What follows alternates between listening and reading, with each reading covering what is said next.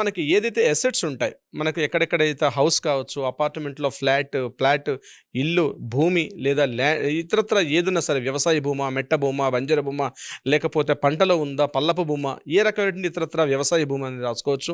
ఇది కాకపోతే ఇల్లు, లేకపోతే అపార్ట్మెంట్లో ఫ్లాట్ ఇది ఉంటే అది రాసుకోవచ్చు. ఇవి కాకుండా గోల్డ్ ఎంత ఉంది, ఆ గోల్డ్ వివరాల యొక్క అవి కూడా ఇంపార్టెంట్. అంటే సపోజు బంగారపు హారం ఉంటుంది, నెక్లెస్ ఉంటుంది, రింగ్స్ ఉంటాయి, ఆ బ్రాస్లెట్ ఉంటుంది. ఇవి కూడా వివరాలు క్లియర్గా ఎన్ని రింగ్స్ ఉన్నాయి, ఎన్ని చైన్స్ ఉన్నాయి, అదేవిధంగా ఎన్ని బ్రాస్లెట్స్ ఉన్నాయి, ఇవన్నీ కూడా క్లియర్గా డీటెయిల్ వివరాలన్నీ రాసుకొని ఎవరెవరికి అందజేయాలి, అమ్మాయికి ఏమి ఇవ్వాలి, అబ్బాయికి ఏమి ఇవ్వాలి, ఎవరికి ఏమి ఇవ్వాలని చెప్పి కూడా క్లియర్గా నేను రీసెంట్గా రాసిన డాక్యుమెంట్ కూడా వివరాలన్నీ రాస్తాం, మెన్షన్ చేస్తాం.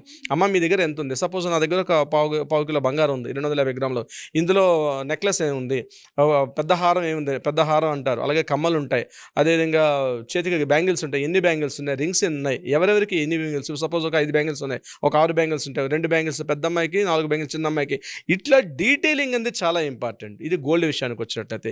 ఇది కాకుండా బ్యాంక్ సంబంధించినటువంటి లావాదేవీలు ఉంటాయి, ఎఫ్డి ఉంటుంది. ఒక్కొక్క బ్యాంకుల్లో ఎంతెంత ఇవ్వడం, ₹1,00,000 కావచ్చు, 10,000 కావచ్చు.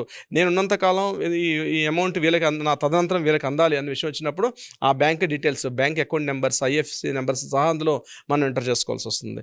ఇక ఎవరెవరికి ఇవ్వాలనే విషయాన్ని కూడా క్లియర్గా మనం బెక్విత్ అంటాం, మనం డాక్యుమెంట్ రాసేటప్పుడు అవి కూడా క్లియర్గా మెన్షన్ చేసుకుంటూ ఏమేమైనా రాసుకోవచ్చు. కాపీ రైట్స్ రాయొచ్చు. ఇంకా చెప్పాలంటే మనం ఆల్రెడీ మన తదనంతరం మనం వాడుతున్న యూట్యూబ్ పాస్వర్డ్స్ ఉంటాయి, మనం కాపీ రైట్స్ ఉంటాయి, వాటి మీద కూడా యూట్యూబ్, ఇన్స్టా ఇట్లాంటివి కూడా కాపీ రైట్స్ ఉంటాయి. సో వాటికి కూడా మనం వీరునామాల పొందుపరిచే అవకాశం. ఇది కాకుండా మన యొక్క పెంపుడు జంతువులు ఉంటాయి, పెట్ డాగ్స్ ఉంటాయి, కొంతమంది గోశాలు ఉంటాయి, ఇట్లాంటివి. నా తదనంతరం తర్వాత నా అంత్యక్రియలు ఎవరెవరు చేయాలి, ఏమేమి చేయాలి, ఎప్పుడెప్పుడు చేయాలి, ఎలా చేయాలి, ఎంత ఖర్చు పెట్టాలనే వివరాలు కూడా అందులో పొందుపరుస్తాం అన్నమాట.